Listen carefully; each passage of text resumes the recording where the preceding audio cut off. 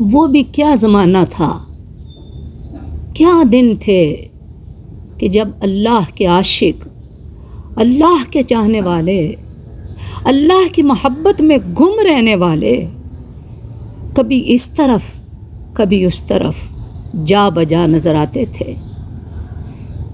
عشق کی دکانیں کھلی تھیں، خریدار بھی تھے اور بیچنے والے سودا بیچ رہے تھے۔ ایس دور کے نوجوان بیٹوں اور بیٹیوں، وہ قرون اولیٰ کا زمانہ، اولیاء کا زمانہ، تبا تابعین کا زمانہ، وہ اللہ کے عشاق کا زمانہ، جب انہوں نے عشق اللہ رب العزت سے کیا، جو اللہ سے عشق کرتا ہے اللہ اس کے لیے حجاب اٹھا دیتا ہے، اللہ اس کو اپنے حسن کے جلوے دکھاتا ہے۔ وہ مالک اپنے بندے اور اپنے درمیان ایسی قربتیں پیدا کر دیتا ہے کہ مر بھی جاؤ تو وہ قربتیں باقی رہتی ہیں۔ اے نوجوانوں، یہ زندگی مستعار ہے، یہاں کوئی حسن اس کے حسن جیسا نہیں، کوئی لذت اس کی محبت کی لذت جیسی نہیں، کوئی عشق اس کے عشق جیسا نہیں۔ جو مولا کا ہو جاتا ہے مولا اس کا ہو جاتا ہے۔ حدیث قدسی میں ہے، اللہ رب العزت فرماتے ہیں کہ جب میرا بندہ، میرا عاشق میری طرف ایک قدم اٹھاتا ہے میں اس کی طرف 10 قدم اٹھاتا ہوں، وہ چل کر آتا ہے میں اس کی طرف دوڑ کر آتا ہوں۔ یعنی اللہ سے عشق کرنے والے یک طرفہ عشق میں نہیں ہوتے، وہ بے وفائی نہیں کرتا، وہ اپنی قربتوں سے نوازتا ہے۔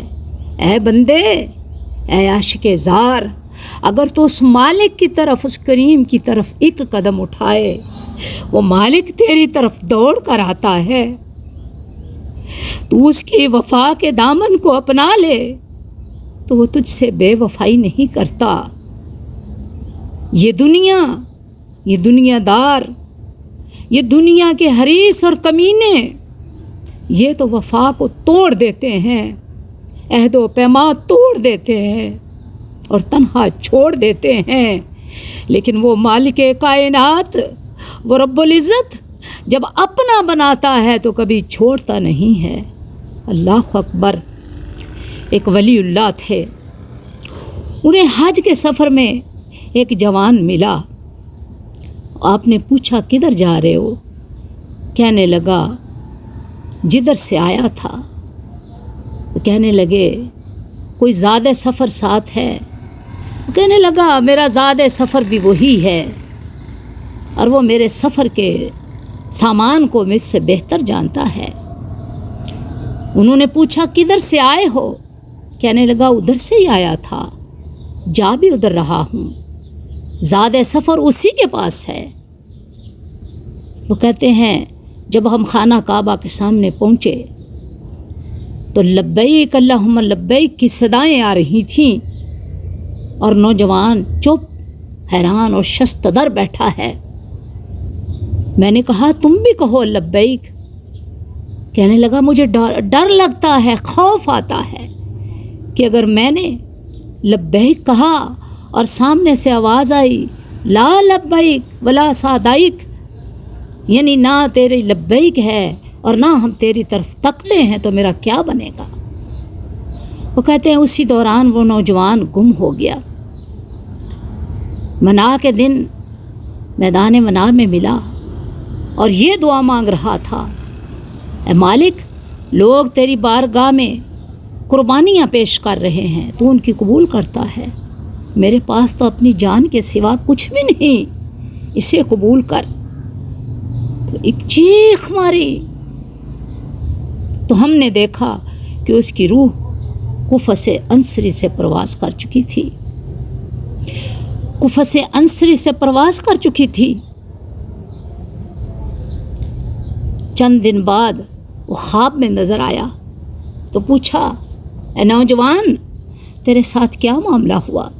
رب کائنات نے، اللہ خالق ارض و سما نے، اس مالک نے تیرے ساتھ کیا معاملہ کیا؟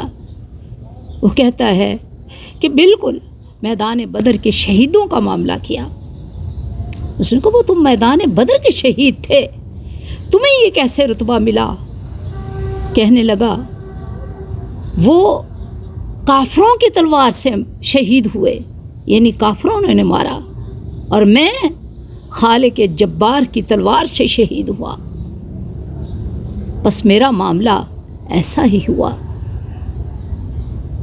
اے آج کے میرے بیٹے بیٹیوں، اے جوانوں، یہ دنیا کی لذت کے اندر، دنیا کی رنگینی میں اپنا آپ ضائع نہ کر دینا۔